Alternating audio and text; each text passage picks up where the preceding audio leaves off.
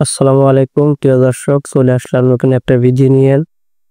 Tender router দিয়ে কিভাবে repeater মোডে ইন্টারনেট কানেকশন সেটআপ করবেন। রিপিটার মোডে ইন্টারনেট কানেকশন সেটআপ করার জন্য প্রথমে আপনার রিপিটার রাউটারটি লগইন করতে হবে। রিপিটার রাউটারটি লগইন করার পর connection type dynamic IP setup করবেন। তারপর রাউটারের নাম এবং পাসওয়ার্ডটি দিয়ে নেবেন।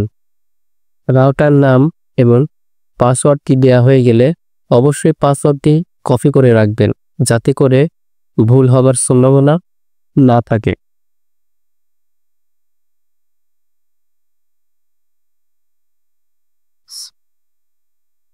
রাউটার পাসওয়ার্ড কপি করা হয়ে গেলে পুনরায় রাউটারটি লগইন করুন।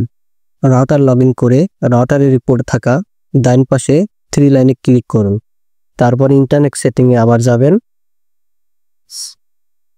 ইন্টারনেট সেটিংয়ে ক্লিক করার পরে ইউনিভার্সাল রিপিটার নামে একটা অপশন পাবেন। ইউনিভার্সাল রিপিটার মোডে ক্লিক করুন। ইউনিভার্সাল রিপিটার মোডে ক্লিক করার সাথে সাথে আপনি নিচে রাউটারের সাথে রিপিটার মোড করতে যাচ্ছেন সেই রাউটারের নামটি শো করবে।